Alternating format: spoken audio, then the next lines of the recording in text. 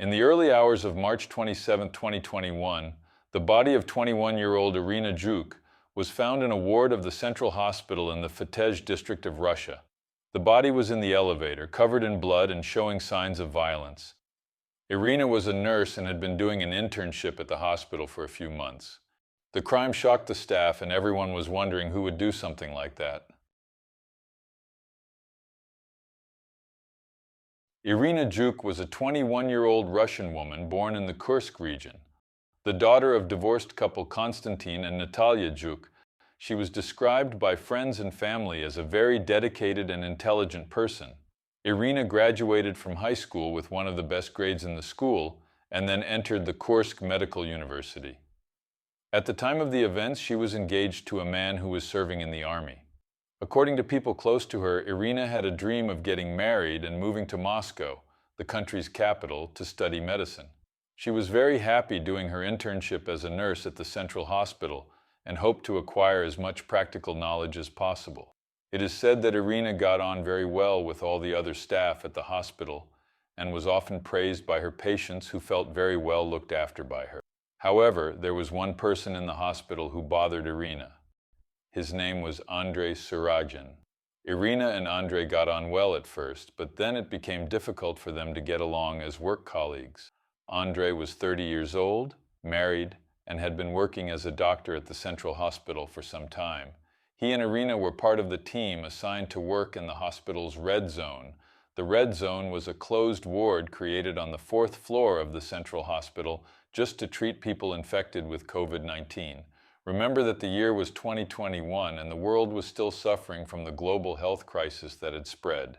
As I've already mentioned, the relationship between Irina and Andrei was good at first, but after a few weeks at the Central Hospital, Irina began to be harassed by the doctor.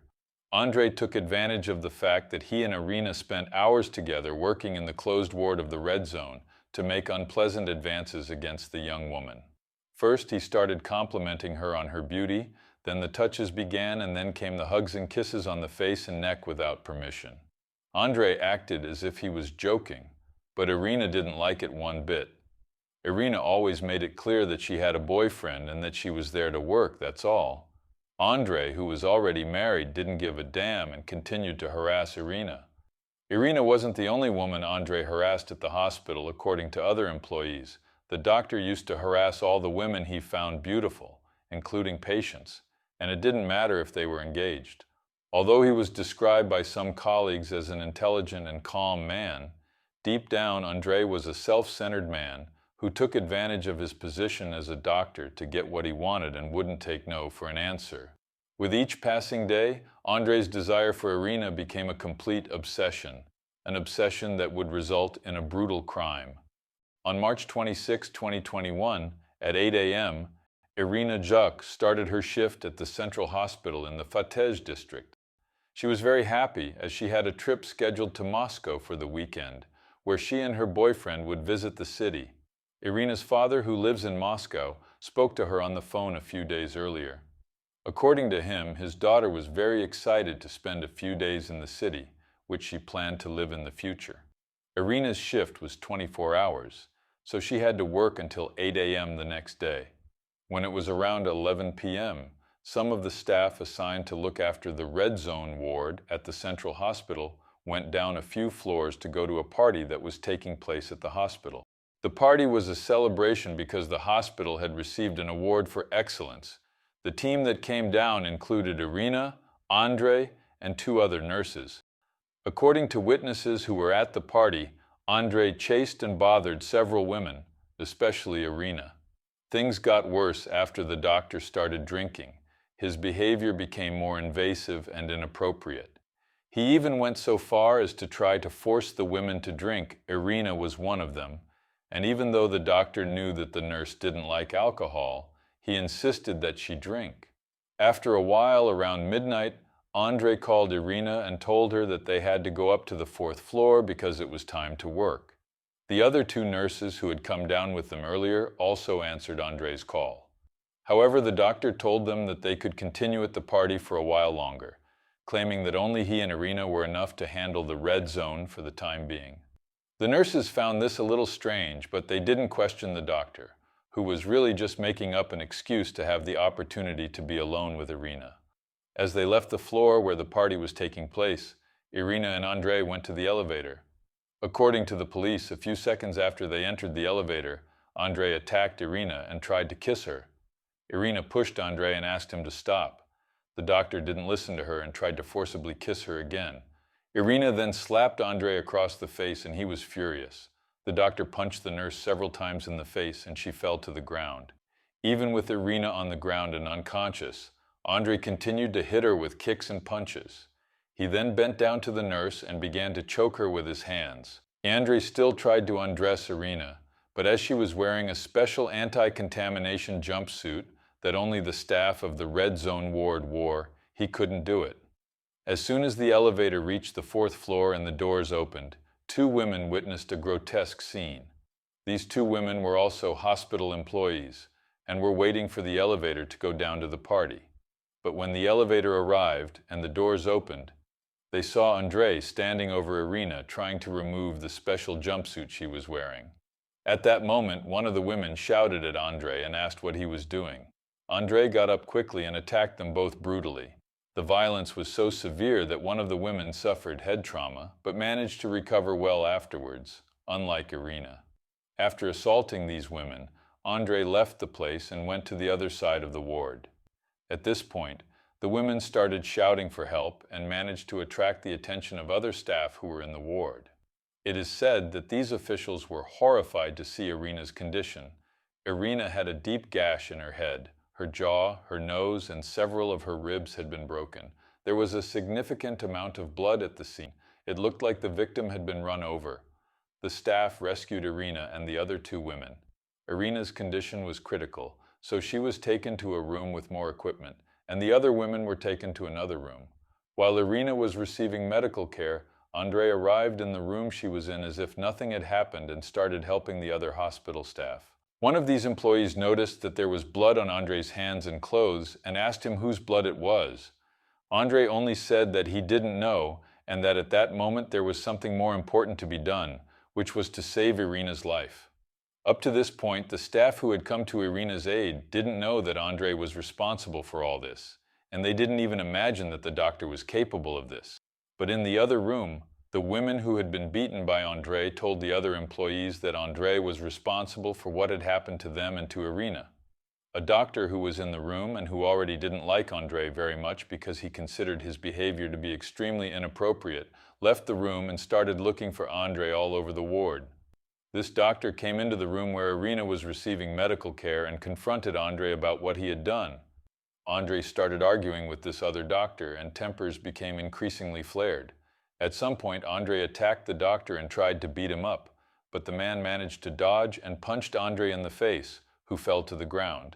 Then the other employees in the room decided to call the police. In the meantime, despite receiving medical attention shortly after being attacked, Irina Zhuk couldn't resist her injuries and died at the scene. When the police arrived, Andrei was arrested and taken to the police station.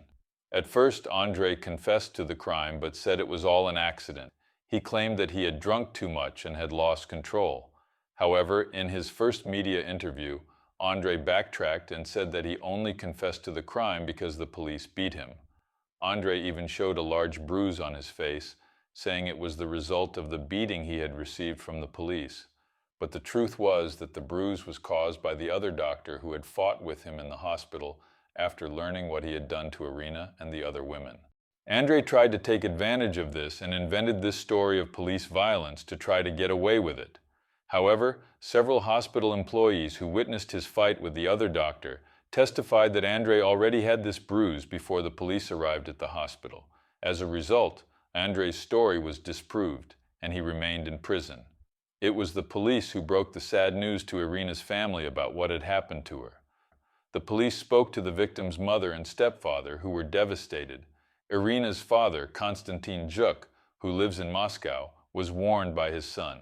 The man couldn't believe the news.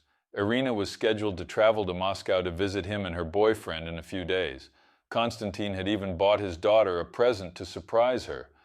The crime against Irina Zhuk had repercussions throughout the Kursk region. The story of a doctor taking the life of a nurse because she wouldn't go out with him has outraged people. During the investigations, the police discovered that several women who were employees of the Central Hospital had made numerous complaints about the inappropriate conduct of Dr. Andrei Surogin. All these complaints were forwarded to the director of the Central Hospital, Mira Georgievna Loktionova, who, despite being fully aware of Andrei's conduct, never took any action. In addition, several hospital employees said that Andrei had a habit of taking call girls during his shifts to private parties in isolated wards of the hospital. The employees' claims were confirmed after the police spoke to some call girls who work in the area and who took part in the private parties held by Andrei at the hospital. The investigations also found that this was not the first case involving hospital staff that ended in tragedy.